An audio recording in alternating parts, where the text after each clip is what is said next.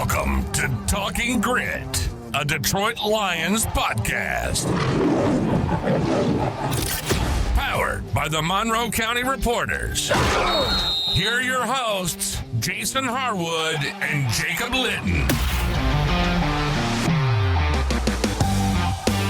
Welcome to another episode of Talking Grit. I'm Jason Harwood. Over there is Jacob Litton. Jacob is ready to go. He's just used his smelling salts. He's wide awake. How are you doing, my friend? I'm ready to rock. No, I'm good. I'm ready to roll. Smelling salts over here. Good. Just high on life over here, Jason. Okay, that's cool, man. That's cool. You should be, man. You got 4 kids running around your house. They'll keep you wide awake. Yeah. Until you're ready to crash. So, now that smelling salt story was quite funny this week. They're like, no, we don't care if we use it. Just the teams aren't going to give it to you. So we could reduce all liability, I guess, if something bad happens. Yeah, I didn't understand that. Stupid liability. I'm sure the lawyers are involved in that. All right. I want to welcome everyone to this is cool. We're training camp's rolling on.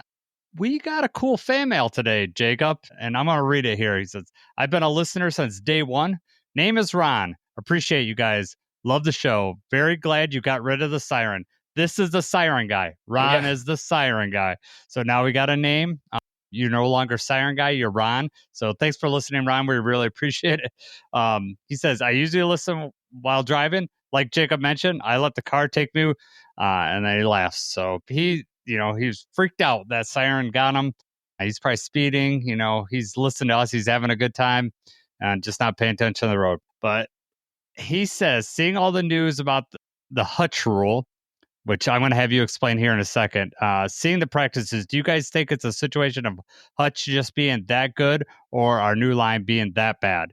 So first, Jacob, explain for anybody that doesn't know what the Hutch Rule is. Go ahead and explain that for everybody. Yes. So the Hutch Rule is something that I'm sure anyone following the team has heard at this point because the national media outlets really took this thing and ran with it for sure. But basically, Aidan Hutchinson has been doing so well in practice that Coach Campbell implemented the Hutch Rule. That's what they're calling it, where basically when Hutchinson beats his lineman and registers a sack, when he gets in, usually they would blow the whistle dead. Now with the Hutch Rule, he's going to get in and sack, and then they just ignore it and let the play continue. Otherwise, the offense cannot get any work in because Hutch has been that disruptive. And this is something that we have not talked about with each other. So I'm interested to hear your take on this. And I appreciate the question from Ron too. Do you think, in your opinion, is it a situation that Hutchinson is just being that good, or are you concerned about the O-line being struggling because of this? Decker's not playing, right? And that's a big, big key to this. So I think the answer, just like a lot of things, it's not all the way to one side or one, is Hutch so good or offensive line so bad? It's like in the middle.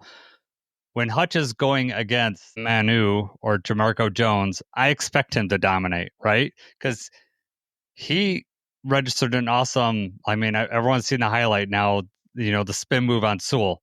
We all know how good Sewell is, right? That's your good marker, right? And with Hutch beating Sewell, that tells me that he's in the right spot, that he's back being Hutch.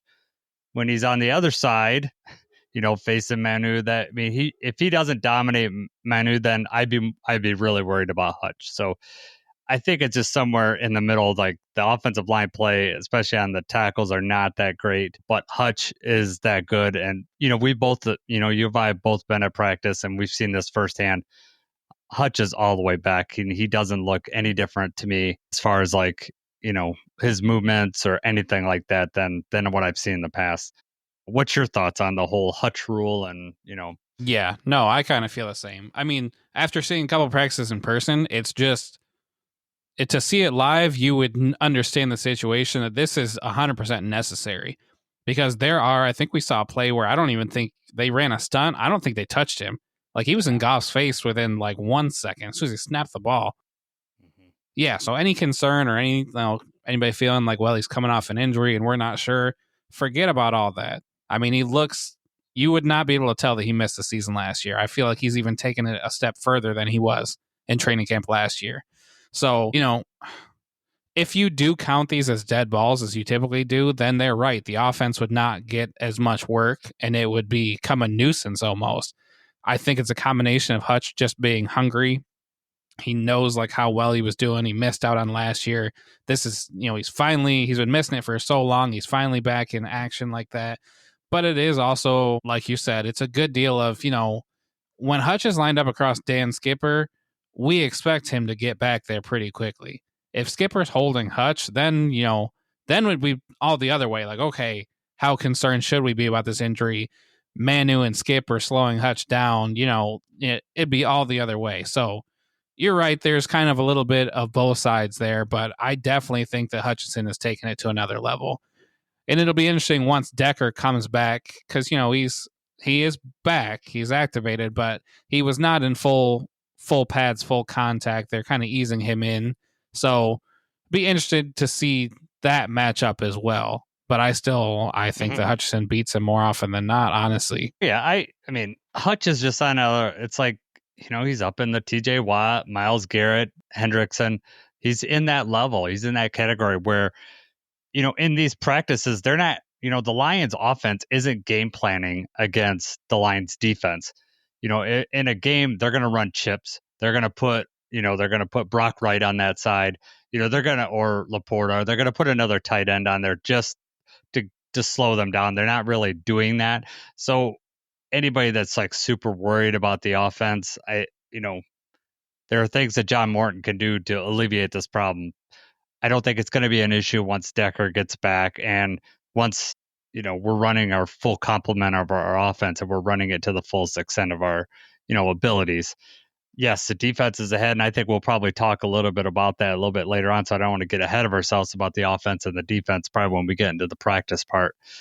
But I think the overall arching story that we should be excited as Lions fans is that Hutch is back and going to be his dominant self, because we saw like at the beginning of last year what that made our defense look like. And not that like even when he left, it was still holding serve for a while. But now that, say you got Barnes and Hutch back and Davenport, I mean, that's a huge part of our defense that we lost very early on in the season last year, not to mention all the other injuries. So I think the moral of the story is Hutch is back, and we should all be happy about that. And the offensive line stuff, once Decker comes back, will kind of sort itself out, at least in my opinion. I agree with what you said about Hutch, and I'm hoping that you're right about the offensive line. Yeah. I mean, my optimistic look, that's where I'm at right now. I don't think, honestly, like I have no reason other to be optimistic. I think Mahogany's looked good. I think Tate Ratledge is good. I think Graham might even, yes, is it a large step down from Frank? Yes. But I think Graham can take that. I kind of like the move now, moving Tate over and have Graham at center. Graham said that he likes playing center. He said that in the interview. So there was like some misconception that he didn't like being center. I think what it got said was he didn't like being put at center like in the middle of a game when he hadn't, practiced. But I think overall he likes to play center, and I like to have that experience there. I think Mahogany, if you listen to what Dan Campbell said, they had a large expectations for him, but I think he's exceeded that. And when I've seen him in camp, he's looked pretty dominant, and so I'm happy about that. And we got Penei Sewell. We haven't seen Decker yet play this year, but we know what Decker is. So I'm okay with I think I'll be okay with the offensive line. We'll see what happens. If I'm playing devil's advocate here, though, if we're getting into it right now, just obviously the drop off from Frank to Graham is considerable, and we don't even know for sure how much yet. Tate's looked decent, in training camp. Also, once we see these joint practices and everything, hopefully see the preseason work, that'll be a little more telling. Yeah, but you forget that Mahogany did not go through a full training camp last year, and you forget how limited he was, because he does look like he belongs out there, and there's not any question of what he's doing out there. But I'm a firm believer in the offensive line working as a unit, and they're not a complete unit. Decker's not been out there with them. We don't see how they're working together, and that's something that's very valuable that I think needs to happen really soon so that they can get that going in the preseason. I don't want week one them to not fully be a unit, because that does concern me, because that's what we've seen thus far in practice. When the offensive line's not holding up, when they're not doing that, the offense is not moving. Nope. I agree with you. Like I said, it goes back to some of that is the game planning. I think they could do some stuff where they're getting the ball out quicker from Goff. A lot of these things, they're trying a lot more deep shots in practice. That obviously makes you hold the ball longer. If the offensive line isn't holding up, then they're probably not going to try that. They're going to do some other stuff.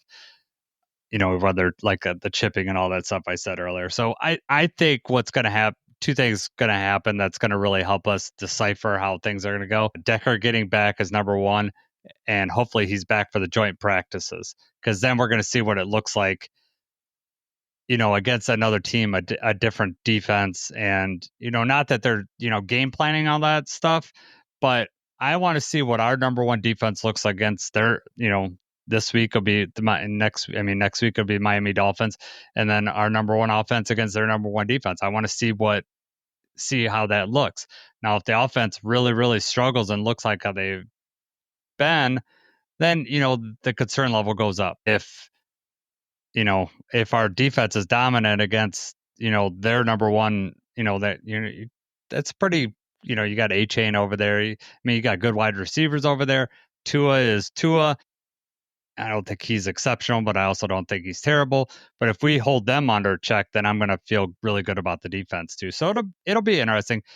So I was going to save this for later, but since we just got on this conversation, now let's just do that. My question, what is your concern level for the offense right now? It's like 1, there's 0, I'm not concerned at all. 10, fire John Morton and get this. I'm not saying we do that, but that's what 10 would, blow this thing up. Where's your concern level 1 through 10? I guess I would put it 4.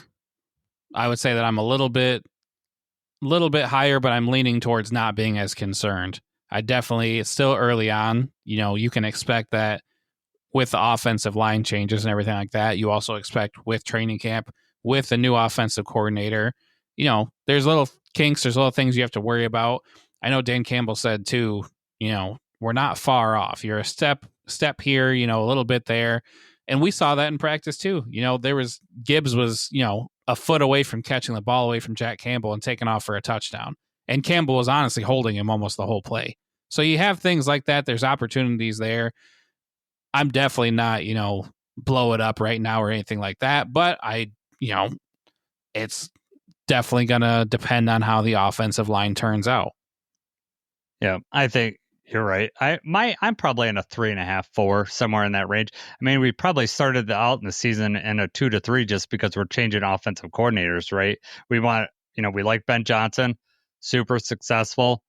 We get a new OC in here. Of course, your concern goes up. Now, we could have the same concern, although I think a lot less people liked Aaron Glenn than they liked Ben Johnson. A lot of people were, Aaron Glenn was like 50-50 in this town, I think. Some people loved him. Some people didn't like him. When they played well, they loved him. When we played bad, that was, it was all AG's fault. Now, when the offense had played bad, people weren't blaming, Ben Johnson. They're going to blame Jared Goff or something else. That's where the blame went. Now, Kelvin Shepard the defenses look good. So, I guess that concern is down a little bit. But the offense, yeah, I would say I'm up a little bit to a 4. And just because I would like to see the offense have just one dominant practice where I don't care how good our defense is, that just takes it down the field. Like when we went, all 3 times that I've went, the offense, I'd say the first time the offense looked really bad, like that Hutch was just in the backfield the whole time and just couldn't get anything going. Maybe, that's when the Hutch Rule started to really become a thing. The second time when we went that last week, I didn't think the offense looked a lot better. The offensive line was able to block a little bit more. We weren't moving the ball up and down the field, but it was, it looked a little more consistent for me. I thought that was closer to 50, right? Yes. Not the one we just saw the other day, but yes, the last week was closer to 50-50. That was closer to what you'd expect. Yes. The last practice was 100% off our defense. It was not even really relatively close. And that was first, second, and third team. Really, it just ugly. It looked bad all the way around. And you're talking drops from JMO and Amon-Ra. Amon-Ra Yes. drop, when we're struggling to move against this defense, and some of these were the plays they'd like go on with Hutch, like Hutch would get the sack and they're still like waiting like another half a second after that to throw the pass. Like the play would have been dead real, and then they're still dropping the pass and they're still not moving the ball. So when you go to a game, you want to, I mean, it's hard because we're rooting, if the offense looks good, then we're worried about the defense, right? But I want to see more 50-50 like we saw the practice before, rather than just the defense just dominating. Right. That's where the concern roots. Mm-hmm. Because obviously, you can't be fully excited either way. Someone's going to get the best of the other one. You just hope it's closer to a 50-50 split and not so dominant by the defense. Yeah, that's why these joint practices will be a lot more fun too, right? Because we'll have a clear rooting interest. You're going in reverse order of the. Well, I can't. You start at the bottom and then you're working your way back. Well, I think I'm going to blame Ron, the siren dude. So he, his question just don't put that on Ron. Ron's question was a great question, a great opener, and you took it and just couldn't stop talking. You worked your way all the way down to the end. I can't stop You might as well talking, just did the preseason game preview. I don't know. Like, we're just letting you talk. Yeah, just let me go, man. It's Jason's world. We're all just living in it. That's about right. So, all right, man, let's get up to where we were going to. Let's catch up with what the lines did this week. You want to go through the transactions? What happened this week? So transactions since last time. So we have waived defensive lineman Raekwon Williams. We waived with an injury settlement, I believe. Well, we waived running back Kai Robichaud. He cleared waivers, so now he's reverted back to IR. So now he's ours again. He's back on the team. The bigger ones, we placed rookie safety Dan Jackson on IR. His season is over. Cornerback Ennis Rakestraw just today had shoulder surgery, and he's also been placed on season-ending IR. Two pretty significant blows. Definitely Rakestraw. We'll talk about that more in a minute. Some of the people we signed, though, we signed offensive tackle Justin Herron. We signed cornerback DJ Miller. We signed another cornerback, Luke Barku. And then with today's move, when they put Rakestraw on the IR, we also signed tight end Steven Stylianos, who is actually from Iowa. I guess he played the same time as Laporta and Campbell, which that's kind of cool, but I was very surprised to see tight end. I mean, I was expecting another defensive back, offensive lineman, so to see a tight end up there, kind of crazy, and I'm not sure what to even make of that. But obviously the Rakestraw and Jackson injuries are huge, but what other transaction, which one stands out to you the most? Yeah, first I want to talk, let's just talk, Dan Jackson, I'm really sad. I like that kid. But depending on, we still don't know what the injury is. I mean, as far as I know, I haven't heard what the actual injury is, so I don't know. I mean, obviously it's serious enough that he can't, they put him on IR. However, at some point they might have been able to bring him back in the season, but say it's 10 games in, you're not going to bring a 7th round pick back 10 games in. And, he'd have to get up to speed and everything like that. So it might have been easier just to stash him on the IR. I'm hoping for Dan Jackson's sake that it's not as serious as an injury. He's able to work out, because it was obvious to me, especially watching in that preseason game, he needs to bulk up. He needs to get just bigger in general. And the want is there. The desire to play is there. He'll stick his nose in there and do his job. I just think he needs to have an NFL body. So I'm not saying this is a blessing that he got hurt, but I'm hoping he could take advantage of he's not injured this whole season. He's able to, bulk up a little bit. The Ennis thing, when we saw the surgery, surgery picture came out first, right? And so we still didn't know at that point, is this 6 to 8 weeks and now we know it's the whole season. So that sucks for Ennis. I feel bad for him. He's getting a lot of this guy could never be healthy. It's a freak thing, man. I know he was injured a lot in college, so I think it could be a lot to expect to, for him to play a full season next year. But I'm hoping that he can get right, train, and get back to it. So yeah, I mean, disappointing. That's a killer for me too. It just feel terrible for him. I mean, he was just out. He had that really bad hit where he had a chest contusion. He works his way back, and then I think it was it the same practice or the next practice? He was only practicing another day or two. But it was so he played the preseason game poorly, but he's also, obviously he was dealing with something. And then, there was the very next practice. It was in one-on-ones, I think, and he missed and he just landed. My guess is that he was favoring one shoulder because of the chest contusion and just awkwardly fell and probably was trying to protect the injured shoulder and, messed up the other shoulder. Yeah, because that's another one. We don't know exactly what the injury is. We know it was shoulder surgery, but right. That's just real tough. It is. You talked about them signing a tight end today. I was just as floored as you because I was like, what does that mean? Because, we already have Zach Horton and Yeboah, who I think are on the outside looking in right now. I think Zylstra is tight end 3. So I was kind of confused. Like, does that say something about Yeboah? Yeboah, yeah, I know he got hurt, but he was out at practice. We saw him play on Wednesday. And he looked fine. I mean, he was able to play and he didn't look like he had a noticeable limp or anything like that. So I was kind of surprised about the tight end. Maybe it's a special teams thing.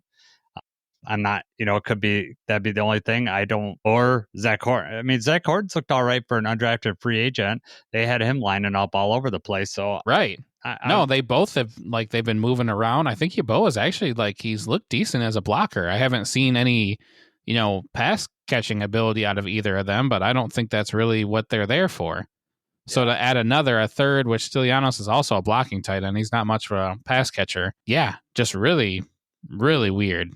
I think it's got to be. I'm wondering if it's more special teams related than anything else. But okay, so let's say you said special teams related. How long are the odds of this person making the roster as a special teamer at this point? It might be for Friday. It might be just for another body. Yeah, I think Friday. They're just, hey, we need somebody to block on this day, and we'll. Right. I mean, you already figure how many tackles were out and everything. That's why I was kind of surprised it wasn't just another. I know we got Justin Heron, but I thought it'd be just another offensive lineman because as we're, and we'll talk about later on, this is me jumping ahead again. Manu's going to be playing a lot because of the injuries. There's no need for an outline. Jason's just going to run with wherever he wants to. Exactly. Well, I was weaving in and it's out. Relevant. It's relevant. I'll give you this one. Man, come on, man. Just let me run the show. So, I just thought that there'd be an offensive lineman. Tight end was weird for me, but maybe they got him in there for blocking purposes too. Maybe he's not necessarily there for a tight end. Maybe they got him there for another reason. But I was kind of shocked at that, especially the timing of it, right before the preseason game. I mean, there's no practices before this. So this guy's going to just join right now before a game. And right. Are they going to dress him? What are they? Yeah. He's just going to block field goals. All right. So along with the transaction updates, there were some injuries and they're kind of piling up. Normal in training camp stuff, though. Some of this stuff I feel like they're holding people back. And if it was a game situation, they might be out there. So we already talked about Day Jackson and Ennis Rakestraw. That has kind of led into Rock Ya-Sin going in for safety. Ian Kennelly getting more playing time. So that's kind of been the fallout of that. But along with injuries, Dominic Lovett, he got injured in the practice. I don't know. That was the goal line practice where they ran a lot of goal line. This is where most of these injuries come from. So the Dominic Lovett, Dan Campbell said out for 10 days. Pat O'Connor is out for at least a week. So we're, as when he said this, it was at the beginning of the week. So we're hoping, at the beginning next week in time for these joint practices, hopefully all these guys will be back. DeMarco Jones is out. Dan Skipper's out. Terrion he did not practice the day we were there. Obviously, we're not going to see him in the game in Atlanta. So we're hoping next week Terrion's back. And Vaki was someone that was missing at our practice, which was very interesting. We still don't know why. I actually asked Jeremy and Eric if they had heard anything from Pride Detroit. Eric said he had asked around. No one's telling him anything. So they don't know or they're not giving up the answer. But Eric did tell me that after practice on Monday when they asked him, because Vaki was out for a hamstring, didn't play in the preseason game, practiced Monday, and they said he felt great afterwards.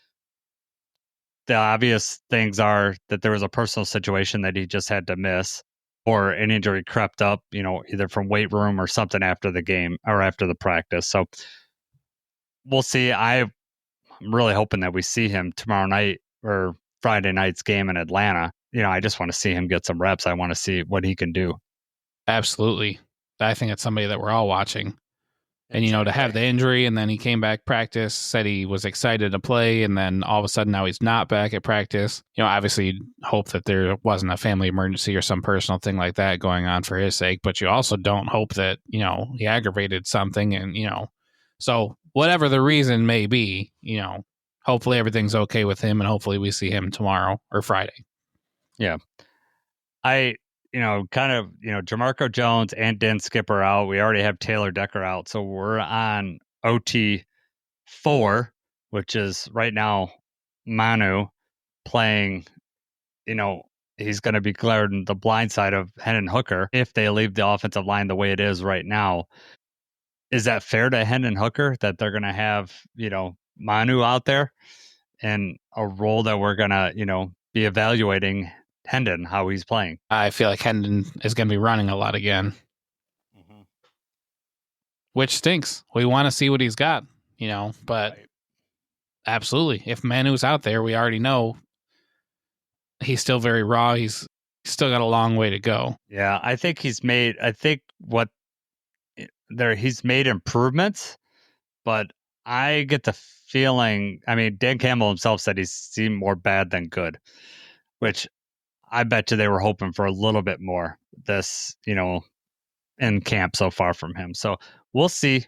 Camp is still early. He still can work things out, but as of right now, always optimistic. I would not expect Manu to be playing. He might be one of those inactives again, which is going to be tough to have him inactive for a whole nother season if it works like that. It's like, I get that we want to have these development players, but that's taking up a roster spot for someone else that could be really productive. So I don't know. I'm hoping we see more from the kid. At what point do we take our chances and cut him and hope he comes to the practice squad? I don't think they're going to do that. They invested too much on him. Well, that's what I was just going to say. They can't do it yet. Yeah. I think it'd be too early to do it right now. But at some point, he's not improving. He had a full year last year. That's not to say he's not improving. He's just not where you would like him to be. Yes. Which obviously we hope that there's not any sort of situation where we need him to play in the regular season like that anyway. But you want him to be active, right? You want him to be doing something, special teams or whatever. Right, exactly. You want him to be a productive part of the roster. It may have been a large ask for Manu himself. He's playing Canadian college football. Essentially high school. In my opinion, I don't know, but I'm assuming it's, very low Division 3, 4, whatever college football down here. Canadians. There's a lot of Canadians that listen to us, Jason. I know making that, them but I'm going to say I think that's probably there's a lot of Alouettes fans that are not happy. Yeah, no, that's fine, and you're right. I'm probably making people mad. That was kind of offensive, but I still, that's not the same competition that you're getting from an American college, and then absolutely to have him come in and then basically redshirt last year. You're essentially stepping him up to like college, major college. Even a jump to like a Michigan or something like that competition level. Is that a decent ask for him to be able to handle that? And then you would say maybe next year he needs to be able to handle, tackle 3. It is disappointing that he's not making that jump, but also we got to keep expectations, I think, in line too. The expectation is if you're a brick wall, you're going to be able to slow some people down and stop them. Yeah. Well, and from what Eric and Jeremy have said, that in their, in the run game, he just can envelop someone. It's the pass game that he's just not quick enough, and the technique is not there. But he made from everybody said a large stride from last year when he was didn't even look to be fit on the football field, frankly, to the end of last year. He's made some progress. I think from what Dan's comments were, that I think they were expecting more. Got a chat here. Says the Lion King says up. So what's up, Lion King? Thanks for joining us. All right. So then I guess the last thing on the injury we already mentioned, Taylor Decker got activated. So the Dominic Lovett thing is pretty disappointing too, because I mean he was fighting for wide receiver 6, and he's missing some very valuable reps. So I'm hoping that he can get back out there. Yes. I mean, he kind of was the only bright spot. I mean, Tesla, obviously, like during the preseason, just a couple flashes, but Levitt was out there more, and he was getting open. He was making the most of it. I know he had a couple, like, I don't know if you want to call it the drop and everything like that, but he was getting open. He was making the most of his opportunity, so that, stings that he got set back. I do still feel like what he's shown so far, he's, if we were to have to submit the final 53 right now, I think he would be on it. I think so too. But Jackson Meeks and Keeney James will have to show out a little bit to they're going to have to take advantage of this opportunity, right? Because I'm assuming they're going to get a lot of snaps. Absolutely. I think Lovett got like 9 targets in the game, so those targets are going to go somewhere. We're hoping there's more targets, meaning because that by the that we've. Because Hendon Hooker only threw like 6 passes in the second half last week because, we kept just turning the ball over and, we weren't getting first downs, which is a very bad combination. But I mean, also at the same time, that's people not getting open. Yeah. I mean, if you look at, so I know a lot of people are down on Hendon, and maybe, I don't know if we mentioned this in our post game or not, but I think if you look at Hendon, he was 3 for 6 and he threw a pick. However, that pick, Lovett just dropped that ball. I mean, the defensive back just stole that away from him. If he doesn't do that, possible PI, but right, that's right, not his fault either way. It was not Hooker's fault. So he would have been 4 for 6 and say that was like, I don't know, I'm guessing 25, 30 yards down the field. I mean, his stat line looks totally different than what it ended up looking like, 3 for 6 with a pick. Not saying he looked great at any other point, but also who's he working with and offensive line wise and, receiver wise. I think we're going to get a better read on him this week. Although, like I said, we're going to have, Manus on his left tackle.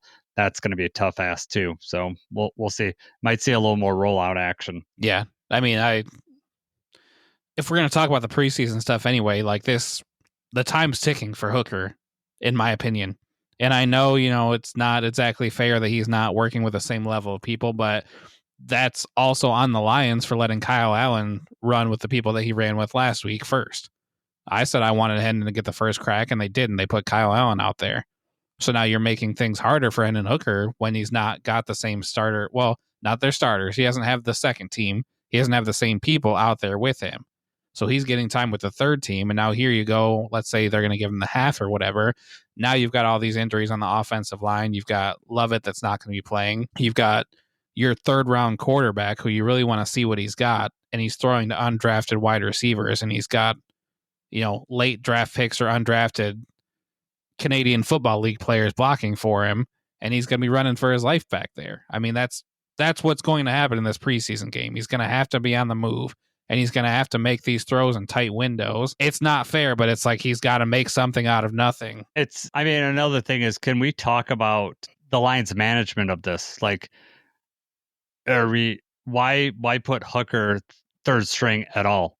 Like, are we really thinking Kyle Allen is going to be better than him? Like, why are we even doing this? We got to know if Hooker is the guy, right? And so right. Coupled with, I was not a believer like last year, whatever was like, oh, we don't believe in Hendon Hooker because we got Teddy Bridgewater. I thought that was a totally different situation. We brought in some experience and a playoff time. But the way they're handling this kind of just blows my mind a little bit. Like, I'm hoping they just give Hendon plenty of time. I would love to see him to even go into the 3rd quarter. I've seen enough of Kyle Allen. Kyle Allen's been in this league. We know what he is, right? I mean, I'm not saying he can't be a valuable part of this team. He could do stuff for Goff, and he has probably a part on this team. But as far as being the number 2, a guy coming in if Goff gets hurt, we got to know if Hooker can handle that or not. Or is this a situation where we're going to be like where we were when we had David Blau and Tim Boyle? We're going to cut both guys and then, bring in Nate Sudfeld for the year. Yeah, because that worked so well. That was a nightmare. Yeah, but I mean, I said this when we signed Kyle Allen. I said, what is that? You thought Kyle was here to hold a clipboard, and it doesn't look that way. They're giving him reps. They're giving him opportunities, even in practice. I mean, the last practice we went to, the second team drills and everything, they had Allen out there for a lot of it. Hendon got the last little bit, but he's getting the scraps the last little bit in practice. I don't know what to make of that. And is that on Hendon for not developing the way that they thought he would? Is he not picking the offense up? Or is that on the Lions and the coaching staff that they've not got him in the position or given him the opportunity to be in that position? Yeah. I'm a little bit floored why they've done it this way. They flip-flop back and forth because, that's what they've done every practice. It's Hendon goes with the twos. The next practice, Kyle goes with the twos. I don't understand it, to be honest with you, because I truly didn't believe that Kyle Allen was in. I know they said a QB competition, and if Kyle Allen really outplayed Hendon, they would have no problem making him the number 2 because the Lions will always go with who's producing on the field. But I just don't understand why you're not just giving Hendon the keys and saying, take this, unless they thought he needed a kick in the pants. And if he does need a kick in the pants, as far as competition, I don't like that either. I don't like the sound of him needing an added, competition to make this exciting for him, to make him want and do this stuff.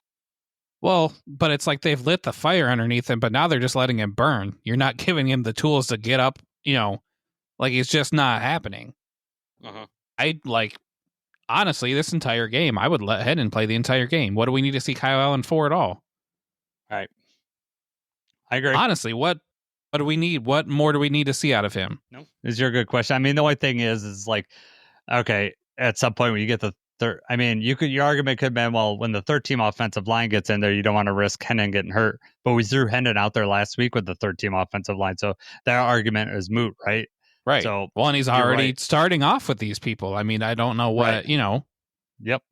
No, it's a good argument. Sorsdal's going to be playing the whole game, right? I mean, you've got, I forgot his name, Mason Miller. I mean, Yeah. Yes. Those are kind of the guys fighting on the outside looking in, and they're going to be the ones out there. Yeah. You're right. I think we're going to see Cologne moved up. I think he's going to get moved up to the second team offensive line. I think he's, he kind of got moved up to the second team reps. He's playing second team guard. Yeah, in practice. So I'm wondering if we're going to see a little bit more of him early on. It's interesting. Hopefully Hendon just comes out and balls out on Friday, and then this conversation can just go away, because if he doesn't play well, then we're all going to be wondering, what are we going to do? And honestly, I don't know what the solution is. It's not like, there's any free quarterbacks out there that are better. I know Carson Wentz's name gets thrown out there. I do not want him on my team at all.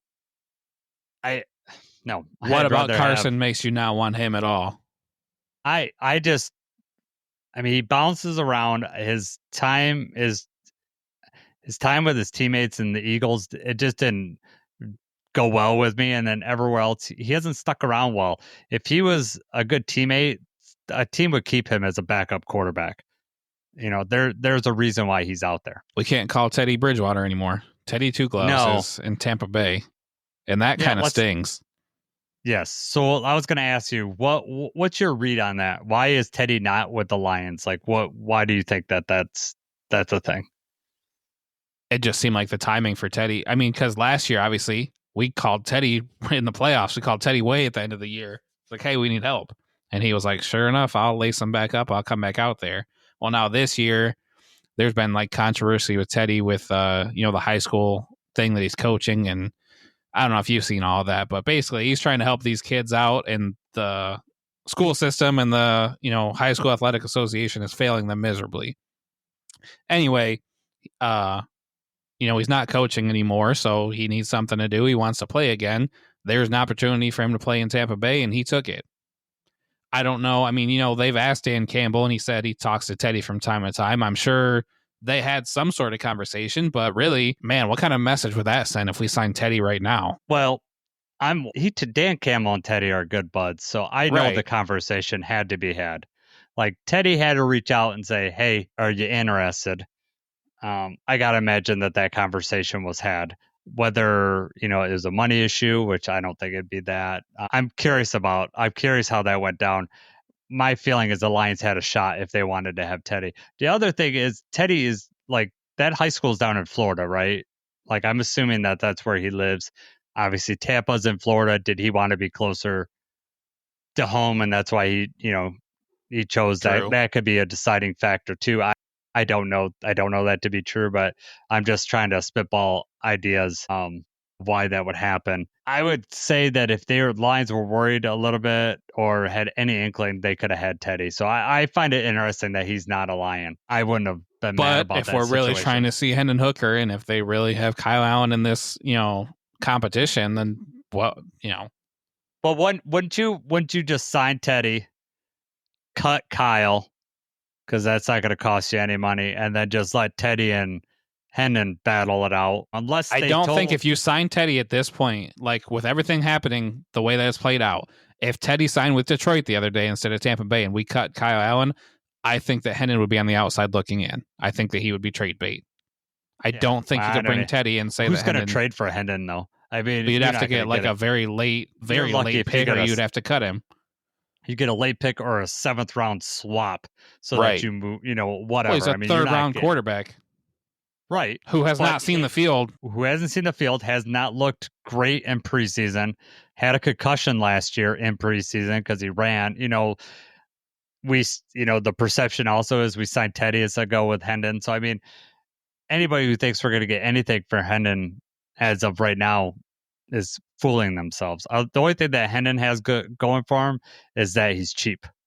But, if you're, I mean, we're not trading him for anything that's going to be anything. I mean, you may be moving up like into the front half of the you just be moving, you're not getting a third round pick in return for. No, you're not getting your value back on that. Right. So, I mean, ideally the Lions, they were hoping to develop Hendon either with the idea of maybe flipping him. The second we signed Goff to that extension basically told you that, Hendon's time on this team is limited if he wants to be a starter, because we're tied with Goff for a while because of that contract. We're not getting out of that for anytime soon, which I'm fine with. I'm not arguing that we should be, but so Hendon's time on this team was basically as soon as his rookie contract was up, is probably going to be, go somewhere else. So I don't know. I would have liked to see Teddy had the opportunity here, but you're right. Teddy probably isn't going to come here and want to be in a competition. He's going to probably want to be like, you're going to be the number 2. And maybe the Lions weren't willing to do that. But I think Teddy could have come in and beat Hendon pretty handily, to be honest with you. All right. Since we're going to talk about the preseason game, Lion King got some questions. Tyreek Williams playing versus Atlanta. Do you think he's going to play, yes or no? I think if he was going to play, it would have been easy for Dan Campbell to say that he was going to play. So they've left it up in the air. He said kind of, not really. I want Tate Ratledge and Tyreek to play. I want them to get game action. But, they've got the joint practice coming up, and I know they're counting on those as well. It just doesn't, in my opinion, doesn't seem like they're going to play. If they do get them out there, dress them, and play, it probably is going to be very limited. I would think he's going to if they're going to play a preseason game, I think this is the one that makes sense to. Because next week they're going to be working real hard in the next 2 weeks they have joint practices. They're going to see all they need to see out of these guys next week. So if they want to get them in some, to run them through the game situation, I would think that this would be the week to do it. Other than the goal line practices, they had, when we were there, they were just doing shells, so they weren't even, there's no pads or anything like that. There wasn't huge collisions. So this seems to me like this would be the game to get them in, because I don't think they're going to want to do it after working hard all last week. And he also, Lion King says, Kansas City start Patrick in the preseason, yet we have Goff sitting. My answer to that is, I don't know if you saw the Colts game. Did you see this, Jacob? Did you see the Colts game today? Yeah. Did you see Anthony Richardson absolutely get demolished and then leave the game immediately? That was a Jabo. Goff. Oh my God. He unblocked. Yeah, Anthony Richardson had no. I was watching it live when it happened, and he had no clue it was coming. It was, oh my god, that was insane. Yeah, that's exactly what you want not to happen. I know. You'd also So, hope that your quarterback, your right-handed quarterback from the right side would be able to see or feel some pressure coming, and he did not. sense something. I sense something, but yeah, I mean that's when you're putting. I mean, if you're gonna put Goff out there, you're certainly not gonna have Manu blocking for him right on his blind side. I mean, that way you're just not gonna do it. You're gonna kill your quarterback. So there's no. I totally get sitting these guys. Do you think Goff's really gonna get like we're gonna get progressively better from the season's gonna be better because he plays 3 to 4 series in a preseason game? Do you really believe that? I think that if the entire offensive line was healthy, and especially with the rookie receivers and everything like that, then maybe you give him a drive. But it's just not necessary. I mean, Joe Burrow, that's what I was just looking at when you mentioned that, because I knew that Burrow was playing. Burrow went 9 for 10, 123 yards, 2 touchdowns. Jamar Chase caught 4 passes, 77 yards, and a touchdown. Like Joe Burrow and Jamar Chase haven't thrown the ball back and forth enough. I just think with the joint practices, you're going to get everything you need. They're going to get in a more everything controlled setting. Exactly. And the red jerseys or whatever. I don't think that you get enough out of like a half of football, like that you would see the difference over the course of a season. Yeah, maybe it takes a little bit week 1 to get them going. And I guess you could make the argument that every game's super important, so you'd want to be going. But I'd say September is an extension of preseason football. If you watch September football in the NFL, there's a lot of mistakes that happen. Teams just they progressively get better. That's why Dave Campbell has always said, we want to be the team that, starts December football, November football. That's when that's when we want to be our best. So I don't know. I understand both thought processes. Honestly, I get the trying to get them out there, get the work in, get the the system down, get the workflow and everything down. Like I get that, but I also get not wanting these injuries and stuff to happen and just playing it safe. Yeah. And for Goff, especially, there's nothing really that we're going to see out of Goff or that he needs to work on in this preseason game that's not going to be controlled in joint practice. I think him working with the offensive line as a unit and with the receivers as a unit would be helpful, but I am completely fine with him not playing. You're getting that in the joint practices though. So I mean that I just don't see how it helps. So all right, is there anything else from training camp that you saw that, when we went on Wednesday that, we haven't talked about yet that No, I think we kind of touched on it earlier when you were talking about everything that you wanted to talk about. Nice. Yeah, I got you. Right, Dave. you like that? No, the 2 people that I wanted to point out, which I think we talked about this earlier, but Tristan Colon had played guard. I thought that was interesting. I think, so I'm not 100% positive, but I thought I saw him get reps with the starters. I don't know if Tate went out for like a play or 2 or something like that and then came back. Tate was out for a little bit. Yes. They were rotating and then Cologne was him out there. Right. So that was interesting that they were giving him a real shot at guard. But then also, Keith Cooper, somebody that's been moving around on the defensive line, he's definitely able to collapse a pocket. So with the other injuries that we've had in the defensive line, he's an undrafted free agent. He's a long shot, was a long shot to make the team. But we definitely know that undrafted free agents can make this team, and he looks like he's making the most of the opportunity that he has. Yeah, they're giving him some attaboy moving up to the second team a little bit. I think like the Lions like to do that after a practice. If they play good in the preseason game, does just move them up or a level, just like as a confidence boost, and also see how they look against better competition. I think it's still a long shot for Cooper to make this team, but he's someone that I want to see develop, and it'd be nice to put him on the practice squad. Go a long way for him having like a really solid preseason showing in these games for sure. Exactly. I mean, all these reps will be super important for him, and also, if we want to keep him on our roster, just to have a good showing there. So that I am excited about that too. One thing that someone special was at we found out was at training camp. Who showed up there? It It's funny because when we were sitting there, you're talking about Ndamukong Suh, correct? Yeah.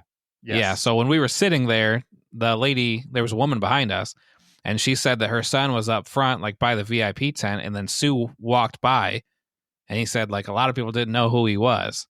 Well, she says this, and I'm like, after all the trash that Sue is talking online, like, why would he possibly be here? Turns out he was at the training camp. I've heard that it was in some sort of media capacity. He wasn't just there to hang out and see the team, though. Okay. Have you seen that or no? I haven't seen that about the media capacity, but I saw some of the quotes. He said, that the fans deserve a winner and all that kind of stuff. Yeah. It's not the kind of crap you were saying last week, Sue. Come on. What? Well, he also said something like that he was ran out of town too. And because we wouldn't match the Miami contract or whatever. Talking on both sides. And that's insane to be like, it was never about the money. But then in like the same sentence or like right after, like they just wouldn't match Miami's contract. I was like, you're saying it's about the money. Just because you say it's not about the money, you're talking about the money. That was the driving force. We all know it was a driving force. We didn't want you to leave. But, I mean, that's how Detroit is. You kind of abandon us for the contract. So, you know what? Good riddance. Exactly. Someone else that walked right in front of us because we were in the bleacher section was Brad Holmes. Walked right by us, and we found out why. He was doing an interview with 97.1, and there was a couple of interesting things in that interview that I wanted to talk about. The first one was they asked him about the Aidan Hutchinson contract, and he said that no serious talks have happened. I don't know how much I believe all that, but if that's true, does that concern you that we're at this far into training camp and we haven't had serious talks with extending Aidan? Yeah, I wanted to hear your opinion on that too, because I don't think I believe that. I mean, I guess depends on who defines serious talks. Then, I mean, serious as in the pen is almost a paper. I don't understand how no talks have been made. Unless that's something that they've decided, and Aidan was like, you know what, I'm focusing on rehab and I'm focused on coming back, and I don't want any distractions with this, or maybe Aidan and his agent are like, let's wait and see what happens with Micah and Trey Hendrickson and everything before this. I don't believe that they haven't had serious talks, and that's weird to me if they have not. But I mean, when you talk about Alex Anzalone and that kind of thing, where he's been frustrated and I forget now exactly what they did for Alex. They converted some of his salary in a bonus or something. He got a very small.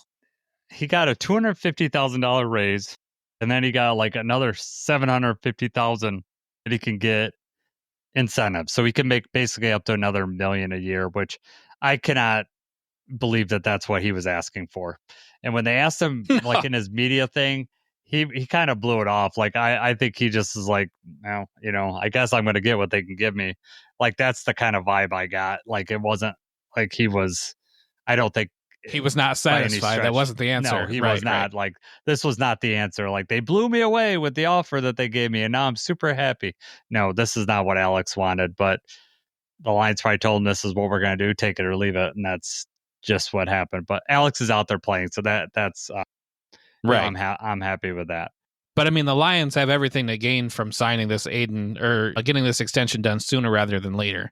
So this is hurting the team. If these serious talks are not happening, you are hurting the team and you're costing us more money, basically. But I mean, if you're Aidan, right? He has no obligation to, I mean, yes, as a fan, I want Aidan to be like, oh, here's a carrot. This is what I'll do for you. But if, here's a carrot, hang on. Carrot, here's whatever. You know what I meant. No, you're not going to bypass it. I don't know what you mean. I mean, here's something, I'm going to do something nice for you. As a horse, you're going to, lure him with a carrot. Okay. That's what I'm going horse. Got it. Aidan is not, he's not going to be like, oh, I got to do this nice thing for the Lions. They were so nice and they drafted me. No, Aidan's like, if I let these other two guys sign first, then I'm going to get more money. And I'm not saying that Aidan should be knocked for that. I mean, he could very well turn out to be the defensive player of the year next year, and then he's going to deserve to be one of the highest, if not the highest paid, edges in the game. So I could see why he'd want to wait it out. The other option, the Lions early on, I was like, the Lions probably want to see him on the field to see like if he's back to being Aidan. Well, I've seen enough. I'm sure the Lions have seen enough to know that Aidan's fully back. So I don't think there's anything residual worry about injury, problems or anything like that. I'm assuming that this is more on Aidan than the Lions because I think you're right. The Lions have every reason to want to sign him right now because we're gonna, he probably would be the highest paid edge, but then Micah would, outpace him, and then Hendrickson when he signs either with the Bengals or someone else next year was probably gonna pass him up. The thing we do have going for us is that there's no animosity and there's no holding out like with the stuff going on with Micah Parsons and Jerry Jones, and then obviously Trey Hendrickson holding out and then showing up to camp. Like, thankfully, it has not come to anything like that. Aidan's still under contract, and we're still all systems go. But right. Well, Aidan's got this year, and then we have him he's still under contract next year. And then if he doesn't sign, and I know that they would franchise tag him. Aidan's not going anywhere. He's going to be in Detroit. That's when you have a holdout. Yeah. It's not going to come to that. I don't believe so, but right. I don't think so either. I mean, but that's the reality of the situation. It would benefit the Lions in so many ways to get this contract done now, just like they did with Penei Sewell last year. Spread that, bonus money over so many more years because you'd have the fifth year, you could spread it out either between this year, next year, and his fifth year, and then all the extent, if you did whatever, 3 more years and plus any void years, they could just spread that money out, and plus they could sign up for probably a lower number than what it's going to be next year. I'm hoping it gets done.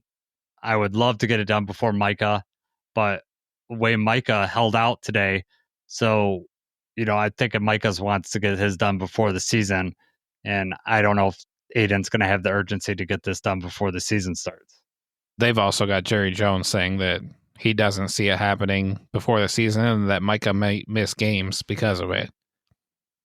That's what I'm saying. It's just a terrible look. He did that with Zeke? He did that. I mean, he does that with all his players. Zeke, yep. He did that. Emmett, like all those guys, did the same thing. And I don't know what he ends up giving them everything that they want.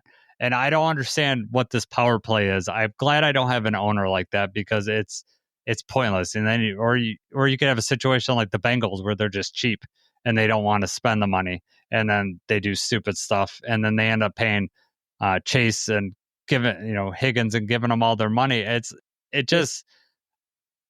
don't get it. I don't understand it. Nothing you could do is going to be perfect. We see that with Alex right now. I think the Lions do things the right way, and we still have an unhappy player, but we're still paying the people that need to be paid, all our young guys. And you don't see these things dragging out. Even the stuff with Aidan said, there's no animosity. It's just, I don't think either side really feel, well, maybe in my opinion, it's Aidan probably doesn't feel the rush to do this. And his agent's probably saying, if you hold out, you're going to get more money. If you just wait a little bit longer. And he's still playing. He's out there playing. We're not worried about that. And that's fine. It's just. Exactly. That's the difference. But it's not risk free. If Aidan, you look at what happened to Slater, right? Slater today blew out his knee. Luckily he signed that contract a month ago, right? For him. So was that a month ago? Yeah, it was 4 weeks ago. It was 4 weeks ago. I thought that was last week. I think it was a month ago. So I'm pretty sure it was 4 weeks ago he signed it. 4 years, $113 million. Right. And so there is some risk for Aidan for not signing that deal. It's not going to happen. It's going to be healthy, but it's not a risk-free thing. So it's not a no-brainer to hold out either, because you're going to take some security getting paid right now. Because if he signs that contract, then he's going to get all his guaranteed money. Whereas right now, he'd be just stuck with the 5th-year option. The other thing that Brad Holmes talked about was Zadarius Smith. They asked him about that. We've talked about that ad nauseum, but I just thought it was interesting that he's basically saying the door is still open. So Zadarius has some wants, which I'm assuming is a contract demand. And Brad Holmes is probably, it's the same thing that we speculated the whole time. There's a certain number that they'll sign him, and they're just not at that point yet. But he did not close the door. So I thought that was interesting. Right. I mean, kind of what we've thought all along is that the door is open. We're just waiting for Zadarius to come in. He also said something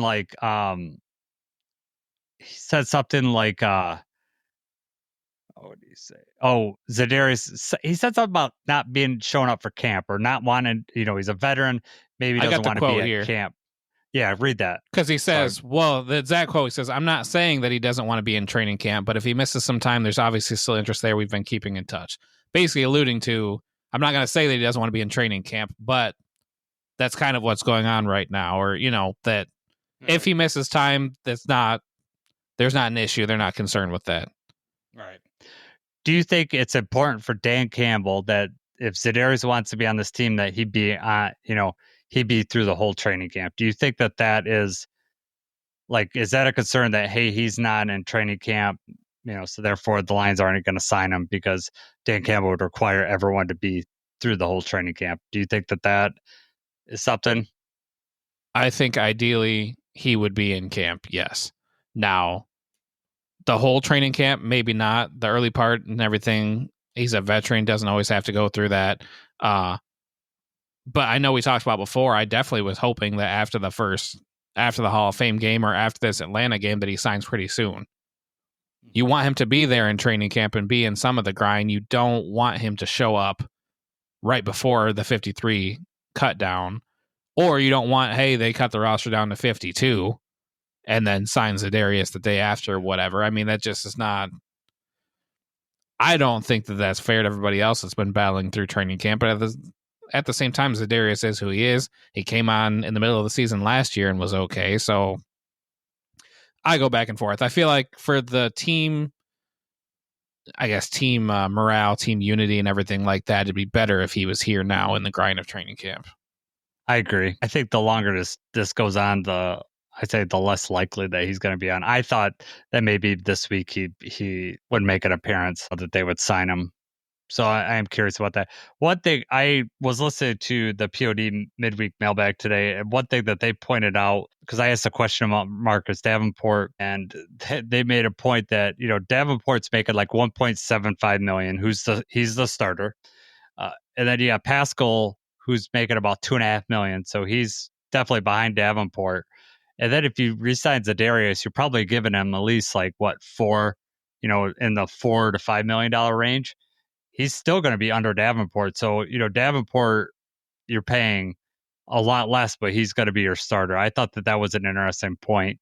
I mean, obviously you're paying him less because we're hoping that he's out there with the injury risk that he has. But I thought that didn't that was they an load interesting Davenport point. with incentives too? Right. And so we don't really the contract as a base is like 1.75 million, but there is some incentives. And I don't know if we know what the incentives are. I don't know if it's just active game day roster or I've got sack it. incentives. You got it? Yeah, I've got it. I knew I had it somewhere around here. So he gets every game that he's active, he gets a $50,000 bonus. He gets, if he plays 65% of the snaps, it's $1 million bonus. 40% of the snaps is $500,000, and then he's got a sack incentive. If he gets 8 sacks, it's $500,000. 11 sacks, $1.25 million. And I would be okay with Davenport getting 11 sacks and paying him an extra $1 million. I think everybody would be on board with that. That would be well worth it, right? So I just say it was interesting that he's just making so much less than the people, especially if he signs Za'Darius. Right. I don't know.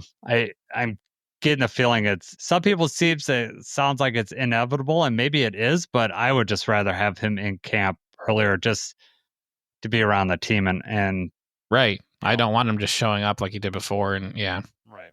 Yeah. Real quick, Slater. Yeah. Slater signed his contract 10 days before the injury. Just 10 days. Okay. Man, God, that's terrible. And this says he was absent from training camp due to a minor injury. So I don't know. I don't have in front of me how many practices he actually went to after this contract, but yeah, devastating for them. It is. So, all right, man, let's wrap this up by just talking, kind of maybe alluded to this, but maybe I don't have your answer. Which player or position group are you watching with excitement in Atlanta tomorrow? So Friday. We've already mentioned Hendon Hooker, Ratledge, Tyleek, Vaki. I wanted to see carry the ball a lot in the preseason, and that's kind of up in the air. But, with the Dan Jackson and the Ennis Rakestraw injuries, suddenly there is a battle for roster spots at defensive back that has become really interesting to me. You only have, with the defensive backs, I've got 7 that are locks right now. You got Kirby and Branch, Terrion, DJ Reed, Amik, Rakiasen, Avante Maddox. Those are my locks right now. So that's 7 defensive backs. Last year's initial 53 had 11. I think there's probably going to be 10, I would say. So, I mean, let's just say there's 3 spots left. Well, you've got Maurice Norris, Lauren Strickland, and Eric Hallett, who were all here last year. But then you've got Tyson Russell, Ian Kennelly, who are our undrafted free agents. But then you've also got now DiCaprio Boodle, Luke Barku, Nick Whiteside, DJ Miller. We don't know if Khalil Dorsey is going to be activated before week 1, but there's a couple spots here that, you know, these guys were all on the outside looking in before these injuries happened. And now all of a sudden there's a battle between these guys for just a couple spots left. So I'm interested in seeing these defensive backs and seeing if anybody, steps up and steps out. This is one of those lose yourself moments where, you get one shot, do not miss your chance to blow. Exactly. I get you. I'm with that. I think Dorsey's going to take one of those spots. I think Maurice Norris has definitely got the spot. Strickland's been, I know he got yelled at a lot when we were at practice last week, but I thought he played pretty decent in the preseason game. And then I think that those guys got it. Hallett is versatile and can play the outside. So he's like one of those guys that he's a nice guy to have on the roster, because he could play so many different spots. He'd play outside corner, he could play nickel, he could play safety. And they moved him around playing with the ones. Like when Kirby was out, he was out there. Amik missed practice. Hallett took his spot. So, I mean, based on that alone, it seems like he kind of has the upper hand. But, yeah, no, that's really interesting to me all of a sudden. Yep, I like that. I guess I just want to see if Tesla just looks like above the competition again. I just want to see. I like seeing him run the open field. I love seeing him put his shoulder down and just, make his presence known. I want to see him block in the run game because he is just a big body and he loves to block. So I just want to see if he looks like he belongs again. Man, the more he plays, the more I see him in practice, the more I think that he's going to get earlier playing time than I really anticipated. So I'm excited to see that. And then, Meeks, I want to see the wide receiver. I want to see someone else shine in the wide receiver room. I'm hoping, especially with Love It Out, people are going to get some opportunities. So hopefully we'll see something like that. I just want, all that is provided that Hendon can get them the ball. Right. But yeah, exciting game tomorrow. Jacob and I will be back. We'll do our post-game wrap-up shortly after the postseason game. We're not going to do a live broadcast tomorrow, Friday night. We're both we'll be watching the game, but just I think I'm going to be watching with my boys. They made me promise that I'd watch the game with them. We'll see if they stick out the whole game. I'm curious if we get to the third quarter and we. Once they start losing the people that they know, they're going to start doing other things. They'll be like, I'm going to go play Madden or something like that. Speaking of Madden, next week, some point, hopefully we're going to record it tonight, but my son is sick. We're going to do our Madden show like we did last year with the kids. So we'll just release that. That's just a fun show, probably a 25, 30-minute show. So we'll do our Madden ratings. And then next week, we'll be back. No more practice, but I'm hoping we have Matt Soltiziak from the Not the Same Old Lion podcast. He's going to one of the joint practices next week. So we're hoping to have him on and give us a firsthand account of, what he saw at joint practice. Anything I missed, Jacob, or are we caught up here? I think we're good. You danced around and went all throughout this outline, but I think somehow we touched on everything. We did. I masterfully did it. It was awesome. I don't know about masterfully, but I made it work. It's fine. Yeah, you made it work. You're amazing. Again, thanks, Ron, for doing the fan mail. If you want to reach out to us, if you go in the summer in the show summary, our email's there, our Twitter handle's there, our subreddit page is there. Reach out to us. If you have a question, we'll feature it on the show, and or catch us live when we actually record the show. We'll try to throw your question in there. So I appreciate Lion King. Yeah, Lion King had some good questions, but I still don't agree with starting golf in the preseason. Jacob's on the other side, I think, of that. But anyways, till the next time, I'm Jacob. No, I'm not. I'm Jason. I'm Jason. And this is I live, wish so I you was can't Jacob. undo that. I know. I wish I was Jacob. How about that? Can I say that? I wish I was Jacob. He wishes he was Jason. We'll do the, Jamie Lee Curtis, Lindsay Lohan, Freaky Friday thing. And I wake up with a big beard. I freak out. No hair. I wouldn't know what to do. Oh my God, that would be scary, right? You'd have to It'd be painful for me. I couldn't. Yes, right. Invest in some sunscreen, man. I'm just telling you, if that happens to you. Anyways, we'll see you the next time. Go Lions.